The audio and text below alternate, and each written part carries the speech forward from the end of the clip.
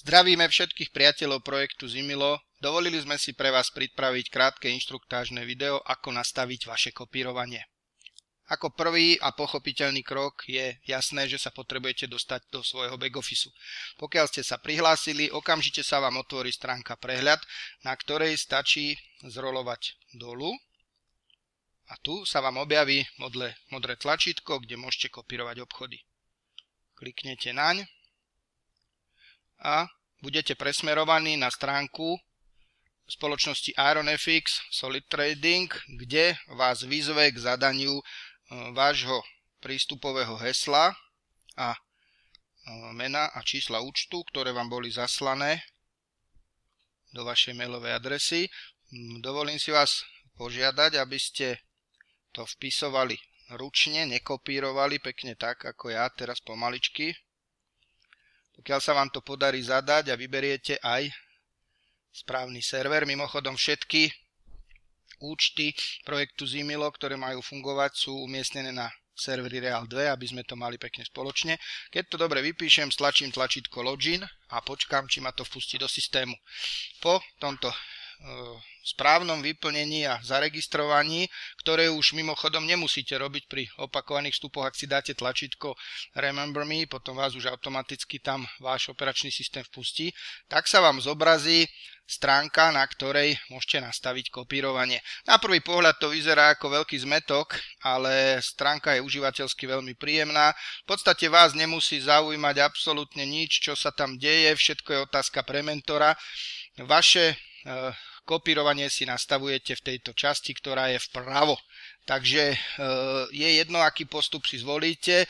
Vždy je ale dôležité vedieť čo najviac informácií o vašom mentorovi. Informácie o mentoroch vidíte tu, ak stlačíte tlačítko Explore,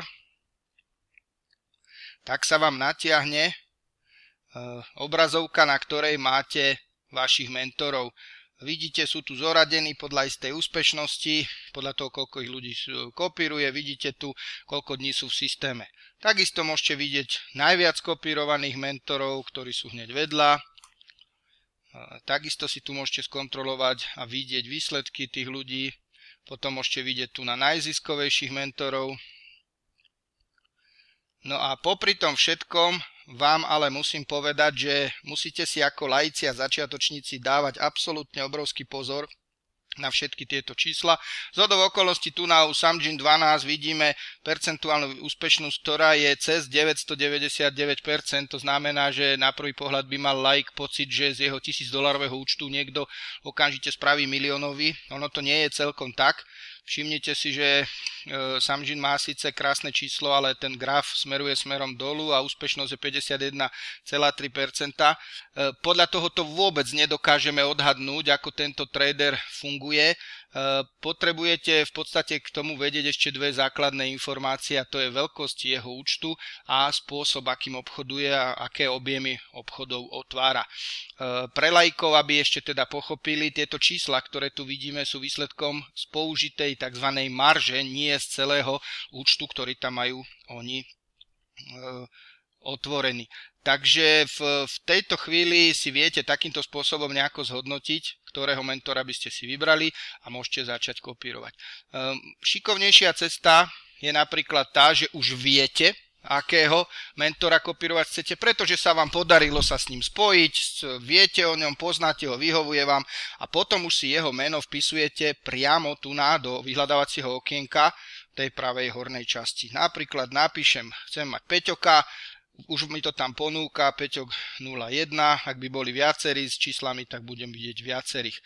Ak hľadám Ivana, tak tu mám 26 Ivan, stačí potom kliknúť. Ak hľadám nejaké Zimilo, toto je to, čo som chcel, ukazuje mi tu dokonca 3 účty.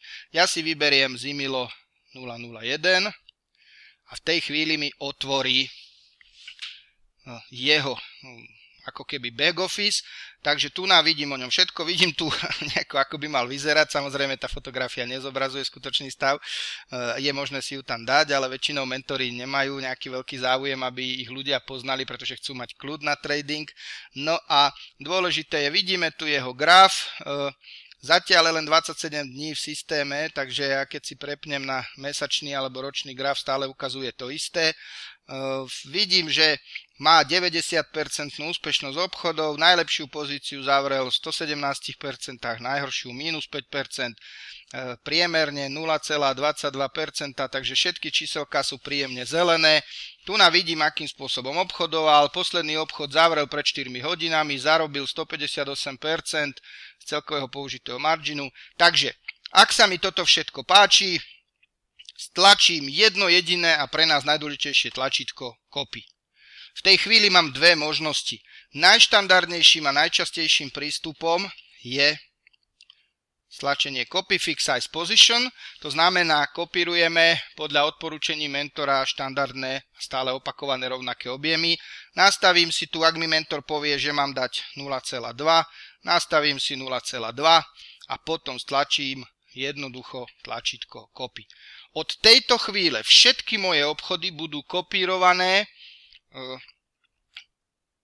tak, ako bude otvárať Zimilo 001 všetky svoje obchody. Takže zatvorím to. Ak si rozmyslím po čase, že chcem zmeniť ten prístup ku kopírovaniu, všimnite si, už nemám tu tlačítko copy, ale zmenilo sa na edit copy, takže stlačím edit a môžem si to zmeniť. Hej, zdá sa mi, že to išlo pekne, pridám, môžem dať 0,5. Samozrejme vždy len podľa odporúčení mentora. Je obrovskou chybou tu spraviť preklep, ktorý môže ohroziť vaše peniaze, a úplne obrovskou chybou, ktorú ale samozrejme za to už si nesiete zodpovednosť sami, je nastaviť veľké objemy. Napríklad, keby som tam ja dal 0,10 a mentor mi kázal 0,05, tak ja nesiem dvojnásobné riziko proti tomu, čo mentor spravil. Buď zarobím dvojnásobok toho, čo zarobí on, ale skôr je tam obrovský problém v tom, že dvakrát väčšie straty mi to bude zapisovať. Takže tu opatrne a platí jedno úplne, povedal by som až sveté pravidlo, vždy nastavujte len toľko, koľko káže mentor, alebo menej. Pokiaľ vy sa rozhodnete, že chcete odísť z tohto systému a už ho nechcete viac kopírovať, tak tlačíte tlačítko uncopy. To znamená, akože rušíte kopírovanie. Je to veľmi jednoduché, ale príde tam veľké upozornenie. Ak stlačím tlačítko uncopy, všetky moje obchody, ktoré doteraz boli otvorené mentorom a ešte nie sú zatvorené, si musím zatvoriť ručne, pretože už mi chýba to prepojenie. To je obrovsky dôležitá vec, aby ste vedeli. No a ak by som znova chcel začať kopírovať, ešte je tu druhá možnosť, alokácia, aj taká sa používa. Tam si vyberiem tento spôsob a podľa mnou nahodenej sumy je potom otvárané pomerové obchodovanie. To znamená, že pri tej alokácii mentor otvára vždy obchody rôznych objemov. Raz to je 0,01, potom 0,03, 0,05. Pokiaľ on to robí s $1000 účtom a ja tam mám 2000, tak pri nastavení správnej alokácie, keď si tam ponúknem 2000, tak mi to bude dvakrát väčšie obchody otvárať. A rovnako, keď pôjdem nižšie. Jedno veľmi významné upozornenie, nepoužívajte nikdy alokáciu, ak máte malé účty, ak máte nejaké zostatky na účtoch alebo niečo podobné. Vždy dodržiavajte odporúčanie mentora. Takže toto sú dva základné spôsoby, ako si môžete nastaviť vaše kopírovanie. Prajeme vám veľa šťastia.